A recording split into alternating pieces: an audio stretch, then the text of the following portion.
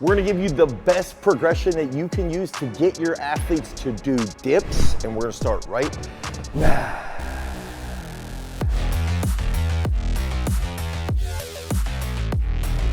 When I've coached at multiple different world championships, and I've even coached at the Olympics twice, when this video is released, I will have been at Paris for my second straight Olympics. And one of those big things that I've seen with athletes at those world championship levels, even at the NFL, at the Olympics, is that athletes at these levels have very strong upper bodies, okay? So they have very strong triceps, they have very strong pecs, and a lot of times that's related to an exercise like the dips. Now, when we're executing the dip, we should be able to build to about 1.15 to 1.17 times our best bench press. Okay, let's say I have a kid that weighs 100 pounds, just for simple math perspective, right? They weigh 100 pounds and they can bench press 100 pounds. Once they can bench press around 120 pounds, if they still are maintaining that 100 pounds, they should be able to execute at least one dip. Okay, so that's a good rule of thumb. And as we build towards this, if we can get an athlete to do 20 straight clap push-ups, okay, if they can do 20 straight clap push-ups, they will be able to do a dip very, very well. Now, a couple big factors that we'll use inside of our progressions is that there's some unique parts around doing dips, is that we have to have this upper back retraction here, okay, in our scap, while holding a hollow position here. I believe that sort of alleviates that chest pain that a lot of younger kids tend to get. Okay, so if we have a younger boy or younger girl and they just go in and they're sort of here, okay, they will end up having this chest pain if they're on a straight bar with the dips. So we've got to be on a V bar, ideally, that's gonna be better. We also need to focus on just building bigger pec muscles and making sure that our triceps are extremely strong, and then that's gonna help us. So when I start to look at athletes, the first thing that we can do outside of just hammering those clap push-ups is getting parallettes here. And we will use these in like 2 to 3 different scenarios, okay? So first, it's getting athletes in this position to get nice and deep and be able to do, again, a set of 20 to 25 push-ups. This is a little bit easier to do because of the way our body weight is situated. And then as we get better and better and better, we can walk our feet under us.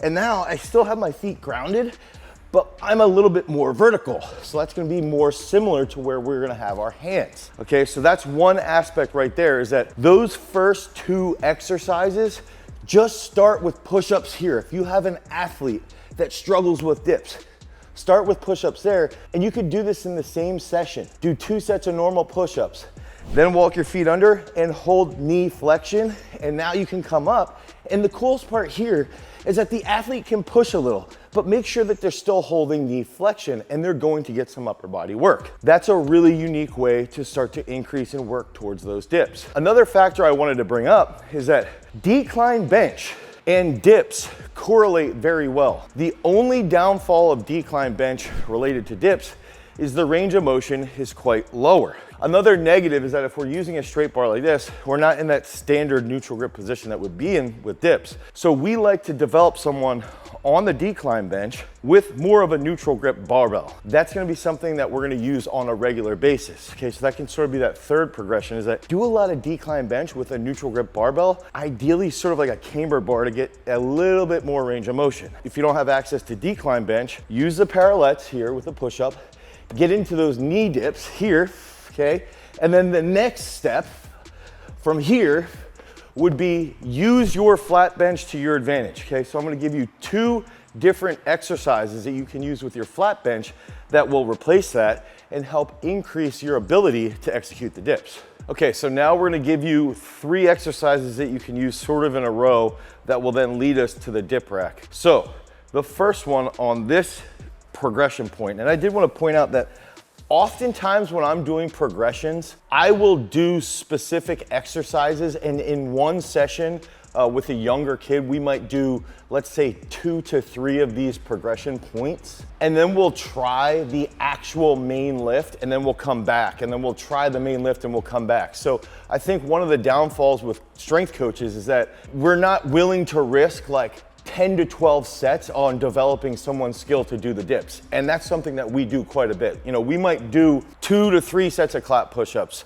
2 to 3 sets of decline bench, And in between that, we might just practice a slow eccentric dip, and we end up doing like 10 to 12 sets, okay? Because a big factor that I look at with a dip is that if we can get someone to dip really, really well, they're going to get stupid strong, okay? It's the same thing as doing a pull-up. It's the same thing as getting someone to execute a single leg squat or getting someone to execute a really effective clean.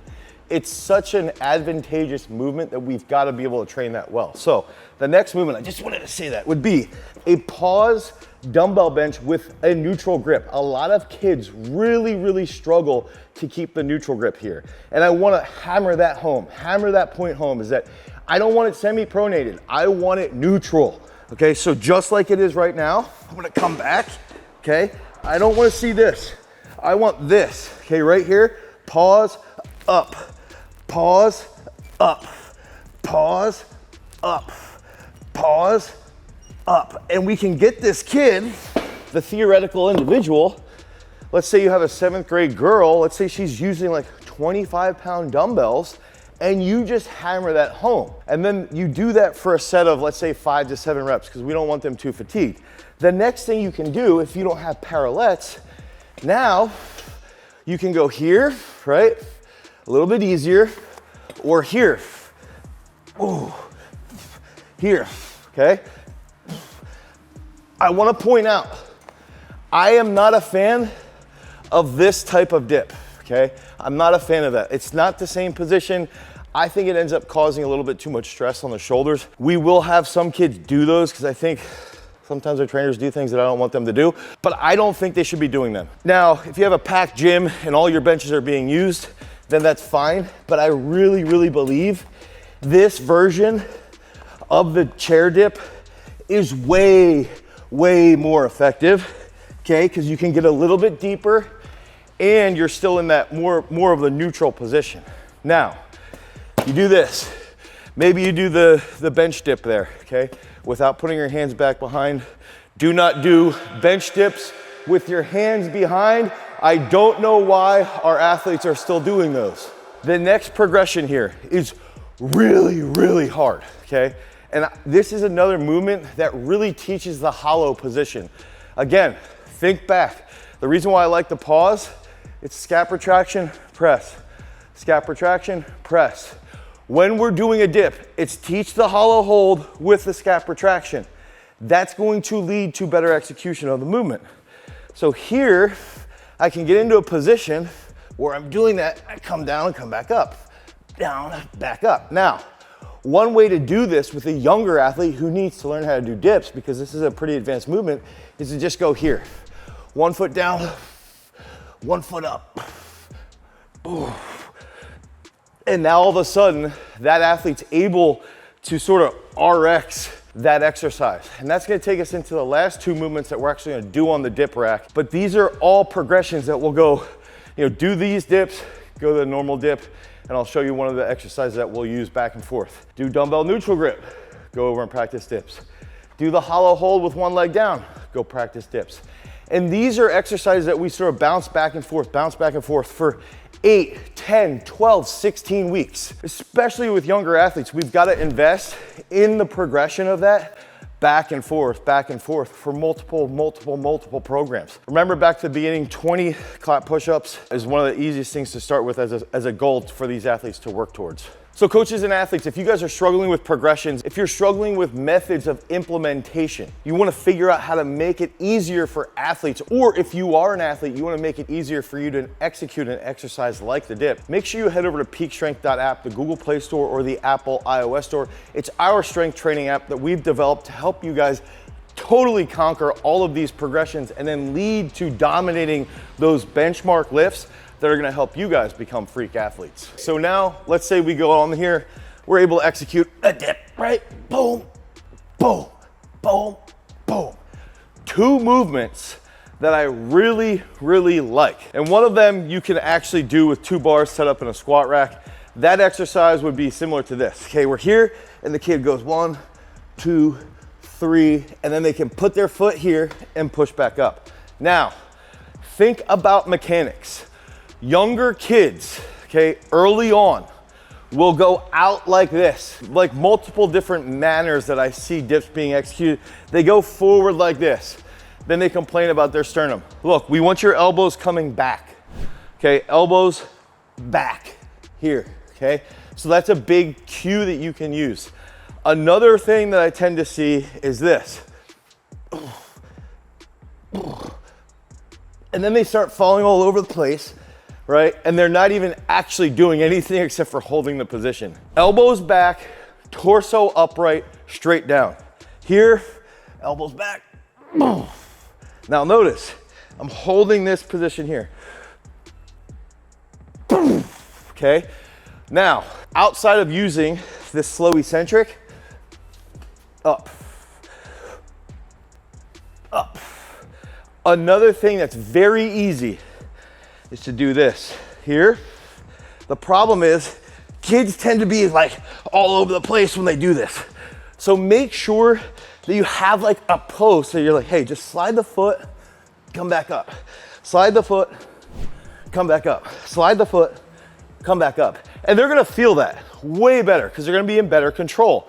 If they're sort of flailing all over the place, get them off the dip rack. They're not ready. So the big thing here, the slow eccentric and the band, use those two with the other progression points. So it's not this linear progression. It's not do this, do this, do this. This is magically done. It's more so do the parallette push-ups, do dumbbell neutral grip lighter, do slow eccentric. Do that for 5 to 8 sets. Kids will get thrashed by that, okay? Younger athletes will get thrashed, but they'll learn it a little bit quicker. The next part of that progression could be you do the parallette dip with the knee flexion, and then you get into, maybe clap push-ups, and then you come over here and you do banded dips.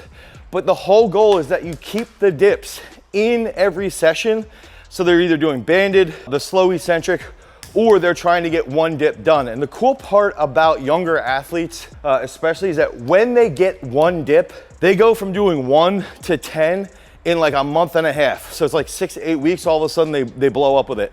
And then you start to see them lock out their bench better.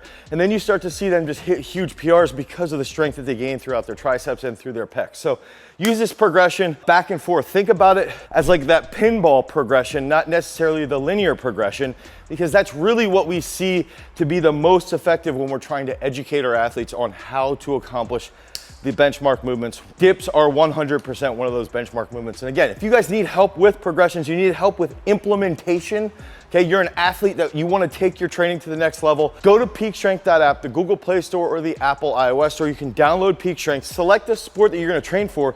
You're going to see dips in there because we want you to get as strong as possible. Because remember, freaks, if you want to become a champion, you've always got to cultivate your power. Peace.